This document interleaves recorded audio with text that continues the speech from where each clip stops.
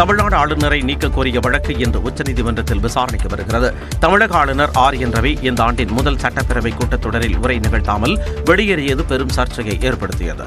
தமிழக சட்டப்பேரவை மரபின்படி ஆளுநர் உரைக்கு முன்பாக தமிழ்தாய் வாழ்த்து பாடுவதும் நிகழ்வின் இறுதியில் தேசிய கீதம் பாடுவதும் நடைமுறையாக இருந்து வருகிறது. இந்த நடைமுறை மரபை மாற்றி தொடக்கத்திலேயே தேசிய கீதம் பாட வேண்டும் என வலியுறுத்தி அது ஏற்கப்படாத நிலையில் தமிழக ஆளுநர் என் ரவி தனது உரையை வாசிக்காமலேயே சட்டசபையில் இருந்து வெளியேறினார். ஆளுநரின் இந்த நடவடிக்கை தமிழக சட்டப்பேரவையையும் அரசமைப்பு சட்டத்தையும் அவமதிக்கும் செயல் என பல்வேறு அரசியல் கட்சிகள் விமர்சித்த நிலையில் அரசியல் சாசனத்திற்கு எதிராக ஆளுநர் என் ரவி செயல்படுவதாகவும் அவரை திரும்பப் பெற மத்திய அரசுக்கும் குடியரசுத் தலைவருக்கும் உத்தரவிட வேண்டும் என குறிப்பிட்டு வழக்கறிஞர் ஜெயசுகின் என்பவர் உச்சநீதிமன்றத்தில் மனு தாக்கல் செய்தார். அந்த மனுவில் அரசியல் சாசனத்தின்படி அமைச்சரவையின் வழிகாட்டுதலோடு ஆளுநர் செயல்பட வேண்டும் எனவும், ஆனால் தமிழ்நாடு ஆளுநர் ரவி அவ்வாறு செயல்படுவதில்லை என்றும் குறிப்பிட்டுள்ளார். இந்த மனு தலைமை நீதிபதி சஞ்சீவ் கண்ணா தலைமையிலான அமர்வில் இன்று விசாரணைக்கு வருகிறது.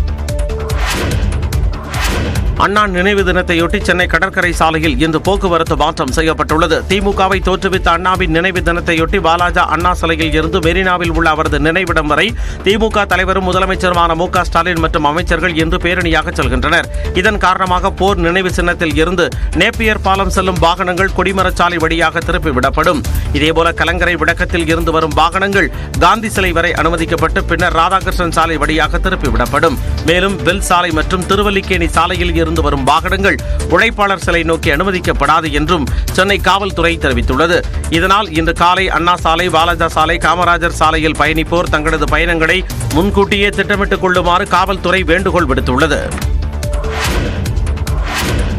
மகா கும்பமேளாவில் இன்று வசந்த பஞ்சமியை ஒட்டி ஏராளமான பக்தர்கள் புனித நீராட இருப்பதால் கூட்ட நெரிசலை தவிர்க்க ஆபரேஷன் 11 என்ற திட்டம் செயல்பாட்டிற்கு வந்துள்ளது. உத்தரப்பிரதேச மாநிலம் பிரயாக்ராஜில் கடந்த மாதம் 13ஆம் தேதி தொடங்கி மகா கும்பமேளா நடைபெற்று வருகிறது.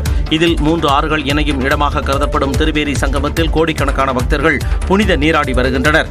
அந்த வகையில் கடந்த 22ஆம் தேதி மௌனி அமாவாசையை ஒட்டி பிரயாக்ராஜில் ஏராளமான பக்தர்கள் குவிந்ததால் கூட்ட நெரிசல் ஏற்பட்டு 30 பேர் உயிரிழந்தனர். இந்நிலையில் இன்று வசந்த பஞ்சமியை ஒட்டி ஏராளமான பக்தர்கள் புனித நீராட இருப்பதால் கூட்ட நெரிசலை தவிர்க்க 11 வழிமுறைகள் கொண்ட ஆபரேஷன் 11 என்ற திட்டத்தை அம்மாநில அரசு செயல்படுத்தியுள்ளது. அதன்படி புனித நீராட செல்லக்கூடிய வழித்தடம் ஒரு வழி பாதையாக மாற்றப்பட்டு போக்குவரத்து சீர் செய்யப்பட்டுள்ளது. குறிப்பாக ஜுன்சையில் இருந்து சங்கம் வரை செல்லக்கூடிய சாஸ்திரி பாலம், போண்டூன் பாலம் ஆகியவற்றில் போக்குவரத்து நெரிசல் ஏற்படாமல் இருக்கவும் வழிவகை செய்யப்பட்டுள்ளது.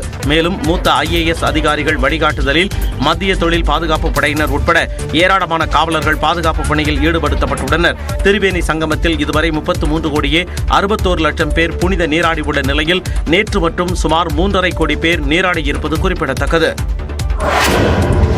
வெற்றிவேல் முருகனுக்கு ஹரோஹரா. இந்தோனேஷிய தலைநகர் ஜகர்த்தாவில் கட்டப்பட்டுள்ள முருகன் கோயில் கும்பாபிஷேகத்தையொட்டி பிரதமர் மோடி வாழ்த்துச் செய்தியை இப்படி தொடங்கினார். இந்தோனேஷியாவில் முருகன் கோயில் கும்பாபிஷேக நிகழ்ச்சி ஞாயிற்றுக்கிழமை நடைபெற்றது. இதில் இந்தோனேஷிய அதிகாரிகள் பங்கேற்றனர்.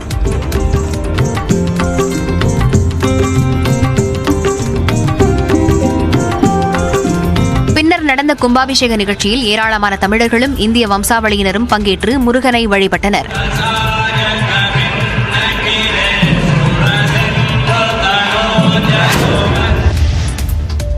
மனிதனை விண்ணுக்கு அனுப்பக்கூடிய ககன்யான் திட்டம் உள்ளிட்ட பல்வேறு திட்டங்கள் துரிதமாக நடைபெற்று வருவதாக இஸ்ரோ தலைவர் நாராயணன் தெரிவித்துள்ளார். கன்னியாகுமரி மாவட்டம் மேலக்காட்டு விலையை சேர்ந்த இஸ்ரோ தலைவர் நாராயணனுக்கு பாராட்டு விழா நடத்த கிராம மக்கள் ஏற்பாடு செய்திருந்தனர். இதற்காக இஸ்ரோ தலைவராக பொறுப்பேற்ற பிறகு முதன்முறையாக சொந்த ஊருக்கு வந்த அவருக்கு மேள தாளங்கள் முழங்க பூரண கும்ப மரியாதையுடன் சிறப்பு வரவேற்பு அளிக்கப்பட்டது. மேலக்காட்டு விலை கிராமம் சார்பில் நடைபெற்ற பாராட்டு விழாவில் பேசிய நாராயணன், இந்திய விண்வெளி மையத்தை அமைப்பதற்கான முதல் பாகம் வரக்கூடிய 2028ஆம் ஆண்டு அனுப்பப்பட உள்ளதாக கூறினார். மேலும் பிரதமர் நரேந்திர மோடியின் எளிமையை கண்டு வியப்பதாகவும் தெரிவித்தார். பாரதிய விண்வெளி நிலையம் அது செய்வதற்காக பாரத பிரதமர் ஒரு எடுத்திருக்கிறாங்க ஸ்பேஸ் ஸ்டேஷன். அதில் உள்ள மாடி 2028 அனுப்பப்படும். அப்ப அதுக்குள்ள ராக்கெட் அதுக்குள்ள இருந்த வேலைகள்லாம் செய்யணும். சந்திரயான் 3 அங்க போய் தரையிறங்கி, சந்திரயான் 4 அங்க தரையிறங்கி அங்கிருந்து சாம்பிள் எடுத்து திருப்பி கொண்டு வரணும். அதுக்கு அவ்வளவு வச்சுட்டு இந்த நாட்டை வல்லரசு நாடாக மாற்ற வேண்டும் என்ற ஒரே நோக்கத்தில் மக்களுக்கு பயன்படுகின்ற திட்டங்களை நிறைவேற்ற வேண்டும் என்ற ஒரே நோக்கத்தோடு இருக்கின்ற ஒரு மாமனிதன். உயர்ந்த இலக்கை நிர்ணயித்து அதனை அடைய வேண்டும் என்ற நோக்கத்தோடு இளைஞர்கள் செயல்பட வேண்டும் என்று அறிவுறுத்தினார். எல்லை தாண்டி மீன்பிடித்ததாக ராமநாதபுரம் மீனவர்கள் 10 பேரை இலங்கை கடற்படை கைது செய்துள்ளது. ராமநாதபுரம் மாவட்டம் மண்டபம் மீன்பிடி துறைமுகத்திலிருந்து நேற்று காலை மீனவர்கள் கடலுக்கு மீன்பிடிக்க சென்றனர். இன்று அதிகாலை இலங்கை தெற்கு மன்னார் கடற்பரப்பில் மீன்பிடித்துக் கொண்டிருந்த போது அங்கு ரோந்து வந்த இலங்கை கடற்படையினர் எல்லை தாண்டி மீன்பிடித்ததாக ஒரு படகில் இருந்த 10 மீனவர்களை சிறைபிடித்தனர். அவர்களை மன்னார் கடற்படை முகாமிற்கு அழைத்துச் சென்று விசாரித்து வருகின்றனர். விசாரணைக்கு பின்னர் மீனவர்களை மீன்வளத்துறை அதிகாரிகளிடம் ஒப்படைக்க உள்ளனர். கடந்த ஒரே மாதத்தில் 50க்கும் மேற்பட்ட மீனவர்களை இலங்கை கடற்படை கைது செய்திருந்த நிலையில் தற்போது மேலும் 10 மீனவர்களை சிறைபிடித்திருப்பது மீனவ கிராம மக்களிடையே அதிர்ச்சியை ஏற்படுத்தியுள்ளது. சம்பள பேச்சுவார்த்தை தொடங்காததை கண்டித்து வரும் 20ஆம் தேதி முதல் வேலைநிறுத்த போராட்டத்தில் ஈடுபடப் போவதாக போக்குவரத்து தொழிற்சங்கங்களின் கூட்டமைப்பினர் அறிவித்துள்ளனர். போக்குவரத்து தொழிலாளர்களுக்கு 15வது ஊதிய ஒப்பந்த பேச்சுவார்த்தை இதுவரை தொடங்கப்படாத நிலையில் அது குறித்த ஆலோசனைக் கூட்டம் சென்னை கோபாலபுரத்தில் உள்ள தனியார் விடுதியில் நடைபெற்றது. இதில் அதிமுக, தேமுதிக உள்ளிட்ட பல்வேறு அமைப்புகளைச் சேர்ந்த 22 தொழிற்சங்கங்களின் பிரதிநிதிகள் பங்கேற்றனர். இந்த ஆலோசனைக் கூட்டத்திற்கு பிறகு செய்தியாளர்கள் சந்திப்பில் பேசிய அண்ணா தொழிற்சங்க பேரவைச் செயலாளர் வரும் 20ஆம் தேதி முதல் வேலைநிறுத்த போராட்டத்தில் ஈடுபடப் போவதாக கூறினார்.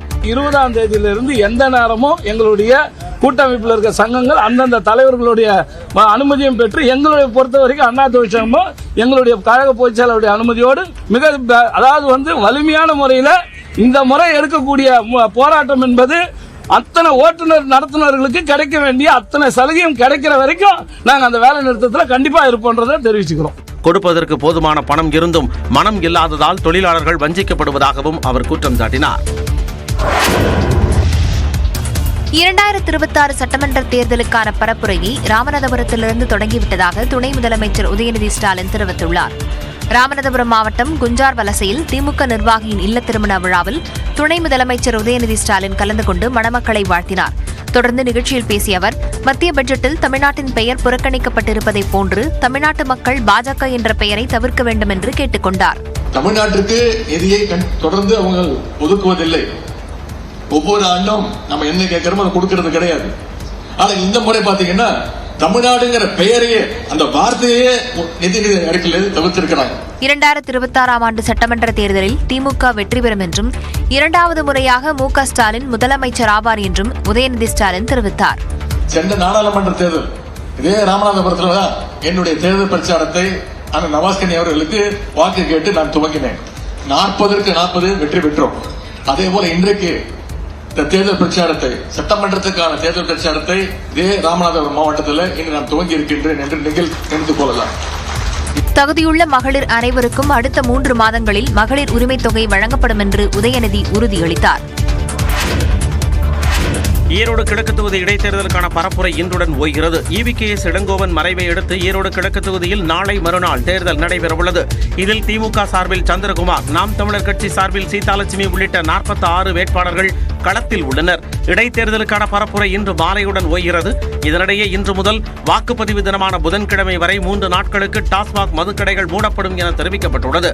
ஈரோடு சம்பத் நகர் உழவர் சந்தை பகுதியில் வியாபாரிகள் மற்றும் பொதுமக்களிடம் திமுக வேட்பாளர் சந்திரகுமார் வாக்கு சேகரித்தார்.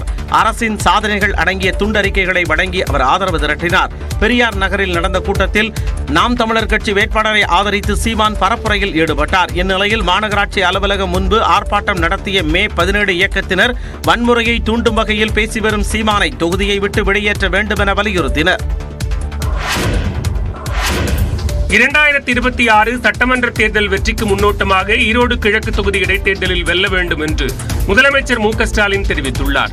ஈரோடு கிழக்கு தொகுதி இடைத்தேர்தலை முன்னிட்டு திமுக தொண்டர்களுக்கு கட்சித் தலைவரும் முதலமைச்சருமான மு.க. ஸ்டாலின் கடிதம் ஒன்றை எழுதியுள்ளார். அதில் தமிழக அரசு மீது மக்களுக்குள்ள நம்பிக்கையை எப்படியாவது சிதைக்க வேண்டும் என்று நாளொரு அவதூறையும் பொழுதொரு பொய்யையும் எதிர்க்கட்சிகள் தொடர்ந்து பரப்பினாலும் அவை மக்கள் மன்றத்தில் ஈடுபடுவதில்லை என்றும் குறிப்பிட்டுள்ளார்.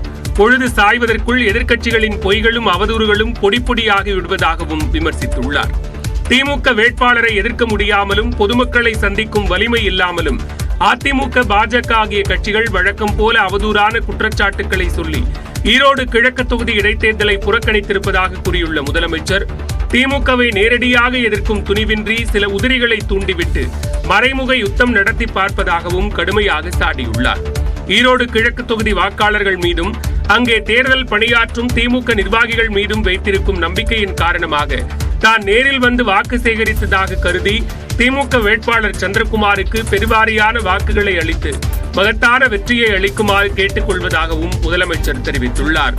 பெரியார் பிறந்த மண்ணில் நடைபெறும் இடைத்தேர்தலில் நல்லாட்சிக்கு மக்கள் தரும் மதிப்பெண்ணாக நம்முடைய தொடர் வெற்றி அமையட்டும் என்றும் முதலமைச்சர் கூறியுள்ளார். சென்னை அண்ணா பல்கலைக்கழக மாணவி பாலியல் வன்கொடுமை வழக்கில் முதல் தகவல் அறிக்கை வெளியானது தொடர்பாக பத்திரிகையாளர்களின் போன்களை பறிமுதல் செய்ய வேண்டிய அவசியம் என்ன என்று எதிர்க்கட்சித் தலைவர் எடப்பாடி பழனிசாமி கேள்வி எழுப்பியுள்ளார். இதுகுறித்து தனது எக்ஸ் பக்கத்தில் பதிவிட்டுள்ள அவர், அண்ணா பல்கலைக்கழக மாணவி பாலியல் வன்கொடுமை வழக்கில் முதல் தகவல் அறிக்கை கசிந்தது முழுக்க அரசின் தவறு என்று குறிப்பிட்டுள்ளார். அந்த தவறை பத்திரிகையாளர்களின் பக்கம் திசை திருப்ப முயல்வது கண்டிக்கத்தக்கது என்று கூறிய எடப்பாடி பழனிசாமி, சிறப்பு புலனாய்வு குழுவை உயர்நீதிமன்றம் நியமித்திருந்தாலும் அதில் தமிழ்நாடு அரசு அதிகாரிகள் இடம்பெற்றிருப்பதால் இவ்வழக்கில் ஏதேனும் அழுத்தம் தரப்படுகிறதோ என சந்தேகம் எழுவதாக தெரிவித்துள்ளார். யார் அந்த சார் என்ற கேள்விக்கு பதில் கிடைக்கவும் பாதிக்கப்பட்ட பெண்ணிற்கு நீதி கிடைக்கவும் இவ்வழக்கை சிபிஐ விசாரணைக்கு உடனடியாக மாற்ற வேண்டும் என்று எதிர்க்கட்சித் தலைவர் எடப்பாடி பழனிசாமி வலியுறுத்தியுள்ளார்.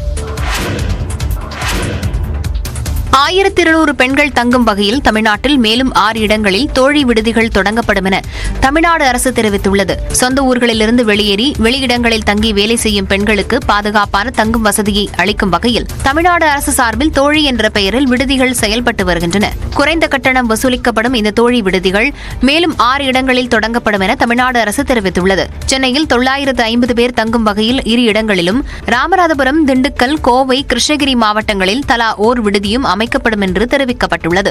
இதற்காக 70 கோடி ரூபாய் செலவில் கட்டுமான பணிகளை மேற்கொள்ள டெண்டரும் கோரப்பட்டுள்ளது. கேரள நடிகர் முகேஷ் மீதான பாலியல் வன்கொடுமை வழக்கில் குற்றப்பத்திரிகை தாக்கல் செய்யப்பட்டுள்ளது. மலையாள திரைத்துறையில் நடிகைகளுக்கு உள்ள பாலியல் தொல்லைகள் குறித்த ஹேமா கமிட்டி அறிக்கை தாக்கல் செய்த பிறகு பிரபல நடிகர்கள், இயக்குநர்கள், தயாரிப்பாளர்கள் மீது பலரும் அடுத்தடுத்து பாலியல் குற்றச்சாட்டை முன்வைத்தனர். குறிப்பாக ஆளும் மார்க்சிஸ்ட் கம்யூனிஸ்ட் கட்சி எம்எல்ஏவும் நடிகருமான முகேஷ் மீது பாலியல் வழக்கு பாய்ந்தது. வடக்கஞ்சேரியில் உள்ள ஹோட்டல் அறையில் புகுந்து தன்னை தாக்கி கட்டிலில் தள்ளியதாக ஆலுவாவை சேர்ந்த நடிகை அளித்த புகார் தொடர்பான வழக்கில் கடந்த டிசம்பர் மாதம் குற்றப்பத்திரிகை தாக்கல் செய்யப்பட்டது. முகேஷ் தன்னை பாலியல் வன்கொடுமை செய்ததாக மராடு காவல் நிலையத்தில் அதே நடிகை புகார் அளித்திருந்தார். இந்த வழக்கை விசாரித்த சிறப்பு புலனாய்வு குழு எர்ணாகுளம் நீதிமன்றத்தில் குற்றப்பத்திரிகை தாக்கல் செய்துள்ளது. வாட்ஸ்அப் உரையாடல் உள்ளிட்ட டிஜிட்டல் ஆதாரங்களை வைத்து முகேஷுக்கு எதிராக குற்றப்பத்திரிகை தாக்கல் செய்யப்பட்டிருப்பதாக தகவல் வெளியாகியுள்ளது. இந்நிலையில் நீதிமன்ற தீர்ப்பு வரும் வரை முகேஷ் எம்எல்ஏவாக நீடிப்பார் என்று மார்க்சிஸ்ட் கம்யூனிஸ்ட் கட்சி அறிவித்துள்ளது.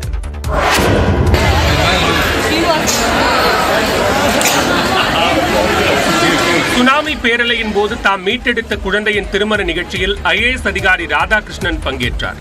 டிசம்பர் 26, 2004 உலகம் மட்டுமின்றி தமிழ்நாட்டையும் உலுக்கிய நாள். சுனாமி, இப்படி ஒரு பெயரை அப்போதுதான் இந்தியாவே உச்சரிக்க தொடங்கியது. இந்த ஆழி பேரலையில் தமிழ்நாட்டின் பல கடற்கரையோர கிராமங்கள் கபளீகரம் செய்யப்பட்டன. உறவுகளை இழந்து பலர் கைவிடப்பட்ட நிலையில் நாகை மாவட்டம் கீச்சாங்குப்பத்தில் மீட்கப்பட்ட 2 வயது பெண் குழந்தையும், வேளாங்கண்ணியில் கண்டெடுக்கப்பட்ட 2 வயது பெண் குழந்தையும் ஆட்சியராக இருந்த ராதாகிருஷ்ணன் வசம் ஒப்படைக்கப்பட்டனர். வேளாங்கண்ணியில் கண்டெடுக்கப்பட்ட குழந்தைக்கு சௌமியா என்றும், கீச்சாங்குப்பத்தில் மீட்கப்பட்ட குழந்தைக்கு மீனா எனவும் பெயர் சூட்டினார். மேலும் அவர்கள் உட்பட 150 குழந்தைகளை அன்னை சத்யா காப்பகத்தில் வைத்து பராமரித்து வந்தார். மீனா, சௌமியா பெரியவர்களான நிலையில் நாகை கடற்கரை சாலையில் உள்ள மலர்விழி மணிவண்ணன் தம்பதியினர் தத்தெடுத்து வளர்த்தனர். இதில் மீனாவின் திருமணம் ஞாயிறன்று நாகையில் நடைபெற்ற நிலையில் ராதாகிருஷ்ணன் குடும்பத்துடன் பங்கேற்றார். அந்த மறுவாழ்வில் இந்த அளவுக்கு முன்னேற்றங்கள் நாகப்பட்டினத்தில் பார்க்கும்போது ரொம்ப சந்தோஷமா இருக்கு. அப்படி இந்த 2 பேர் மீனா மற்றும் சௌமியாவோடது ஒரு வித்தியாசமான ஒரு நிகழ்வு. ஏனென்றால் இவங்களுக்கு அப்படி ஒரு 3 நாளுக்கு பிறகு மீனா கிடைத்தது. அதுக்கப்புறம் பல ஒரு 7 மாதத்துக்கு பிறகு வேளாங்கண்ணிலேருந்து சௌமியா வந்து அவங்களுக்கு உறவினரே யாரும் நம்மளால கண்டுபிடிக்கல. அந்த மாதிரி இருக்கிறதுல எப்படி நான் கூட்டுறவுத்துறையில் இப்போ இருக்கும்பொழுது கூட்டுறவு நாட்டு உறவுன்னு சொல்லுவாங்க, இந்த ஊரில் இருக்கிற அந்த கூட்டு உறவை நான் பாராட்டுறேங்க. சுனாமியின் போது கைவிடப்பட்ட குழந்தைகள் ராதாகிருஷ்ணனை அப்பா என்றும் அவரது மனைவியை அம்மா என்றும் அழைத்து வருகின்றனர். ராணிப்பேட்டையில் காவல் நிலையத்தின் மீது பெட்ரோல் குண்டு வீசியது தொடர்பாக ரவுடி உட்பட 10 பேரிடம் காவல்துறையினர் விசாரணை நடத்தி வருகின்றனர். ராணிப்பேட்டை சிப்காட் காவல் நிலைய வளாகத்தில் நேற்று நள்ளிரவில் முகமூடி அணிந்து கொண்டு நுழைந்த அடையாளம் தெரியாத நபர்கள் இருவர் தாங்கள் மறைத்து வைத்திருந்த பெட்ரோல் குண்டுகளை காவல் நிலையத்தின் மீது வீசிவிட்டு தப்பினர். உடனடியாக காவல்துறையினர் அப்பகுதியில் உள்ள சிசிடிவி காட்சிகளை கைப்பற்றி விசாரணையை முடுக்கிவிட்டனர். முகமூடி அணிந்து வந்த நபர்கள் சரித்திர பதிவேடு குற்றவாளியான தமிழரசன் மீது வழக்கு பதிவு செய்வீர்களா என சொல்லி பெட்ரோல் குண்டு வீசிவிட்டு சென்றதாக கூறப்படுகிறது. அதனைத் தொடர்ந்து ரவுடி தமிழரசன் உள்பட 10 பேரை பிடித்து காவல்துறையினர் விசாரித்து வருகின்றனர். வியாபாரிகளை குறிவைத்து பணம் கேட்டு மிரட்டும் கும்பலுடன் பெட்ரோல் குண்டு வீசியவர்களுக்கு தொடர்பு இருக்கிறதா என்ற கோணத்திலும் விசாரணை நடத்தப்பட்டு வருகிறது. மதுரை மாவட்டம் முழுவதும் இன்றும் நாளையும் 144 தடை உத்தரவு பிறப்பிக்கப்பட்டுள்ளது. திருப்பரங்குன்றம் மலையில் காசி விஸ்வநாதர் கோயில் மற்றும் சிக்கந்தர் தர்கா உள்ளது. இந்த தர்காவில் ஆடு, கோழி பலியிடப்பட்டு கந்தூரி விழா நடத்தப்படும் என்று தர்கா நிர்வாகம் அறிவிப்பு வெளியிட்டதை அடுத்து ராமநாதபுரம் MP நவாஸ்கனியுடன் திருப்பரங்குன்றம் மலைக்கு சென்றவர்கள் அங்கு அசைவ உணவு உண்டதாக படங்கள் வெளியாகி சர்ச்சையை ஏற்படுத்தியது. இந்நிலையில் நாளை கோயில் முன்பாக ஆர்ப்பாட்டம் நடத்த இந்து முன்னணி உள்ளிட்ட அமைப்புகள் சார்பில் அறிவிக்கப்பட்டது. ஆனால் மத ரீதியிலான பிரச்சனை ஏற்பட வாய்ப்புள்ளதாலும் பொது அமைதி சீர்குலையக்கூடும் என்றும் குறிப்பிட்டு ஆர்ப்பாட்டத்திற்கு காவல்துறை அனுமதி மறுத்தது. எனினும் திருப்பரங்குன்றத்தில் தடையை மீறி நாளை ஆர்ப்பாட்டம் நடத்தப்படும் என இந்து முன்னணி பொதுச் செயலாளர் கலாநிதி மாறன் தெரிவித்துள்ளார். இந்நிலையில் மதுரை மாவட்டம் முழுவதுமாக 144 தடை உத்தரவு பிறப்பித்து மாவட்ட ஆட்சியர் சங்கீதா உத்தரவிட்டுள்ளார். இதன் மூலம் மாவட்டத்தில் பொதுக்கூட்டங்கள், போராட்டங்கள், ஊர்வலங்கள் நடத்தவும் பொது இடங்களில் 5 பேர் மற்றும் அதற்கும் மேற்பட்டோர் கூடவும் தடை விதிக்கப்பட்டுள்ளது. நாளை இரவு 12 மணி வரை 144 தடை உத்தரவு அமலில் இருக்கும் என்று தெரிவிக்கப்பட்டுள்ளது. இங்கிலாந்திற்கு எதிரான கடைசி மற்றும் 5வது T20 போட்டியில் இந்திய அணி தனது அபார ஆட்டத்தால் 150 ரன்கள் வித்தியாசத்தில் வெற்றி பெற்றது. இந்தியாவில் சுற்றுப்பயணம் மேற்கொண்ட இங்கிலாந்து கிரிக்கெட் அணி 5 போட்டிகள் கொண்ட தொடரில் விளையாடி வந்தது. இதில் 4 போட்டிகள் நிறைவடைந்த நிலையில் இந்திய அணி 3-1 என்ற கணக்கில் தொடரை வென்றிருந்தது. இந்த நிலையில் வான்கடே மைதானத்தில் 5வது மற்றும் கடைசி T20 போட்டி நடைபெற்றது. டாஸ் வென்ற இங்கிலாந்து அணி பந்துவீச்சை தேர்வு செய்த நிலையில் இந்திய அணி வீரர்களான சஞ்சு சாம்சன், அபிஷேக் சர்மா தொடக்க ஆட்டக்காரர்களாக களமிறங்கினர். சஞ்சு சாம்சன் 16 ரன்களில் ஆட்டமிழக்க ஆரம்பம் முதலே அதிரடியாக விளையாடிய அபிஷேக் சர்மா நாலாபுரமும் பவுண்டரிகளையும் சிக்சர்களையும் பறக்கவிட்டு இங்கிலாந்து பந்து வீச்சாளர்களை அலறவிட்டார். அதிரடியாக விளையாடிய அபிஷேக் சர்மா 37 பந்துகளில் சதமடித்து அசத்தினார். அதனைத் தொடர்ந்து களமிறங்கிய சிவம் துபே, அபிஷேக் சர்மா கூட்டணி அணிக்கு வலு சேர்த்தது. சிவம் துபே 13 பந்துகளில் அதிரடியாக ஆடி 30 ரன்களில் ஆட்டமிழந்தார். அதேவேளையில் அதிரடியாக ஆடி எதிரணியை மிரளவிட்ட அபிஷேக் சர்மா 135 ரன்களில் ஆட்டமிழந்தார். இறுதியாக 9 விக்கெட் இழப்பிற்கு இந்திய அணி 247 ரன்களை குவித்தது. 248 ரன்கள் எடுத்தால் வெற்றி என்ற இலக்குடன் களமிறங்கிய இங்கிலாந்து இந்திய அணியின் பந்துவீச்சை சமாளிக்க முடியாமல் அடுத்தடுத்து விக்கெட்டுகளை பறிகொடுத்தது. 10.3 ஓவர்களில் 97 ரன்களை மட்டுமே எடுத்து அனைத்து விக்கெட்டுகளையும் இங்கிலாந்து இழந்தது. இதன் மூலம் 150 ரன்கள் வித்தியாசத்தில் இந்திய அணி இமாலய வெற்றி பெற்றது. Fully deserved. Big smile, and rightly so too. Suryakumar Yadav's face. He has done a terrific job. Yeah. இங்கிலாந்திற்கு எதிரான T20 போட்டியில் இந்திய வீரர் அபிஷேக் சர்மா அபார சதம் அடித்ததுடன் மகத்தான சாதனை பட்டியலிலும் இணைந்துள்ளார். இங்கிலாந்து அணிக்கு எதிராக 5வது மற்றும் கடைசி T20 போட்டி மும்பை வான்கடே மைதானத்தில் நடைபெற்றது. தொடக்க ஆட்டக்காரராக களமிறங்கிய அபிஷேக் சர்மா இங்கிலாந்து அணியின் எல்லா பந்து வீச்சாளர்களின் பந்துகளையும் சிக்ஸருக்கும் பவுண்டரிக்கும் அனுப்பி பட்டையை கிளப்பினார். 17 பந்துகளில் 3 பவுண்டரி, 5 சிக்ஸருடன் அரை சதம் கடந்து அபிஷேக் சர்மா அசத்தினார். இதன் மூலம் T20 கிரிக்கெட் போட்டியில் அதிவேக அரை சதம் அடித்த 2வது இந்திய வீரர் என்ற பெருமைக்கு சொந்தக்காரராக விளங்கியுள்ளார். இதற்கு முன்பு யுவராஜ் சிங் 12 பந்துகளில் அரை சதம் அடித்துள்ளார். வான்கடே மைதானத்தில் ருத்ர தாண்டவம் ஆடிய அபிஷேக் சர்மா 37 பந்துகளில் சதமடித்து அசத்தினார். அபிஷேக் சர்மா T20 போட்டிகளில் இந்தியாவிற்கு 2வது அதிவேக சதத்தை பதிவு செய்துள்ளார். 2017ஆம் ஆண்டு இந்தூரில் இலங்கைக்கு எதிராக நடைபெற்ற போட்டியில் 35 பந்துகளில் சதம் விளாசி ரோஹித் சர்மா சாதனை படைத்திருந்தது குறிப்பிடத்தக்கது. மேலும் இந்திய பேட்ஸ்மேன்களுக்கான அதிகபட்ச T20 ஸ்கோரையும் எடுத்து அபிஷேக் சர்மா சாதனை நிகழ்த்தியுள்ளார். இதற்கு முன் 2023ஆம் ஆண்டு நியூசிலாந்திற்கு எதிரான ஆட்டத்தில் சுப்மன் கில் 126 ரன்கள் எடுத்திருந்தார். 135 ரன்களை குவித்த அபிஷேக் சர்மா சர்வதேச T20யில் அதிகபட்ச ரன்களை குவித்து சாதனை நிகழ்த்தியுள்ளார்.